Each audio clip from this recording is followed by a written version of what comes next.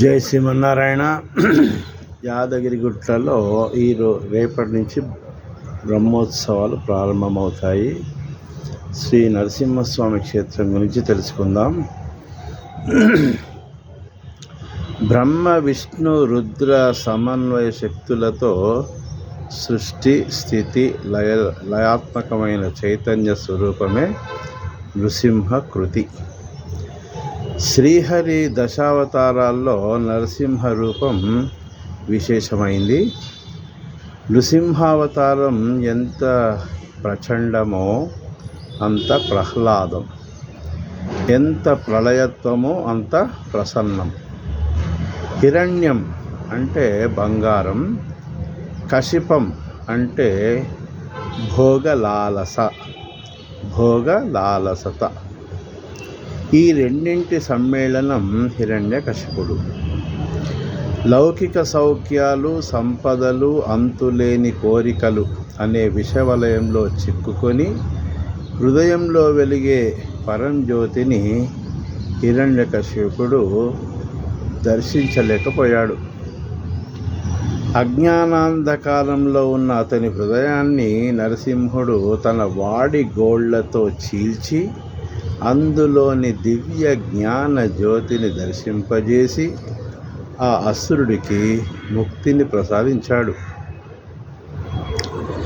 హిరణ్యకశిపుడి వధ తర్వాత తన ఉగ్రరూపాన్ని ఉపసంహరించి ప్రహ్లాదుడి ముంగిట నరసింహుడు ప్రేమాస్పద సౌజన్యమూర్తిగా ప్రత్యక్షమైనాడు. అలా నరహరి భక్తాభీష్ట వరదాయకమూర్తిగా తేజరిల్లిన క్షేత్రమే యాదగిరిగుట్ట. ఈ క్షేత్రంలో ప్రతి సంవత్సరం పాల్గొన మాసంలో 11 రోజుల పాటు బ్రహ్మోత్సవాల సంరంభం కొనసాగుతుంది. నవ్య శిల్పకళా యశస్సుతో, భవ్య ఆధ్యాత్మిక ఉషస్సుతో తేజరిల్లుతున్న యాదగిరిగిరీశుడి సన్నిధి భక్తుల పాలిటి దివ్య పెన్నిది. ఈ క్షేత్ర పురాణం ప్రకారం విభాడంగ మహర్షి మనమడు, ఋష్యశృంగుడి పుత్రుడు అయిన యూదుడు విష్ణు భక్తుడు. నృసింహుణ్ణి దర్శించాలనే అభీష్టంతో ఓ కుండ గుహలో తపస్సు చేశాడు. ఆంజనేయుడు ఉపదేశించిన సుదర్శన నృసింహ మహామంత్ర సాధనతో ఆ యాదర్శి నరసింహుణ్ణి ఉగ్రగంభీరుండ జ్వాల యోగానంద లక్ష్మీ నరసింహ అనే 5 రూపాల్లో ప్రత్యక్షంగా దర్శించాడు. ఆయన కోరిక మేరకే 5 రూపాలలో స్వామి కొండపై కొలువుదీరాడు. ఇది 13వ శతాబ్దం నుండి ఈ యాదగిరిగుట్ట క్షేత్రం వైభవంగా విలసిల్లుతోంది. శ్రీకృష్ణదేవరాయలు ఈ క్షేత్రాన్ని దర్శించాడు. కీసరగుట్టను రాజధానిగా చేసుకుని పాలించిన తూర్పు చాళుక్యరాజు త్రిభువన మల్లుడు ఆ యాదగిరిగుట్ట ఆలయాన్ని ఎంతో అభివృద్ధి చేశారని చరిత్ర చెప్తోంది. సముద్రుణ్ణి యాదపతిగా అభివర్ణిస్తారు.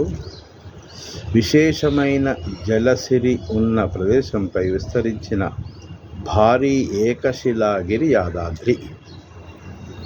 జలం జీవశక్తికి, సంపదకు చిహ్నం.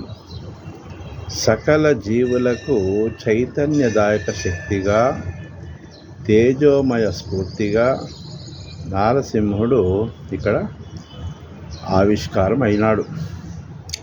అందుకే జగద్గురువు ఆదిశంకరులు నరసింహుణ్ణి జీవకోటికి ప్రాణదీప్తిగా అభివర్ణించారు. యోగశాస్త్రరీత్యా పరిశీలిస్తే శరీరంలో నాభి జలస్థానం. దీనిపై సమున్నతంగా ఉండే గిరి మన శిరస్సు. అందులో సహస్రార చక్రం ఉంటుంది. ఆ సహస్రార కమలంలో నారాయణ పరబ్రహ్మాన్ని ప్రతిష్ఠించుకోవడమే యాదగిరిపై నెలకొన్న నృసింహుణ్ణి దర్శించటం. కాబట్టి ఈ బ్రహ్మోత్సవాలు దర్శించుకొని మోక్షాన్ని పొందుదాం. జై శ్రీమన్నారాయణ. రాచకొండ రామాచార్యులు, పురోహితులు, జ్యోతిష్యులు, హైకోర్టులో ప్రాక్టీసింగ్ లాయర్, ఆన్లైన్లో. జై శ్రీమన్నారాయణ.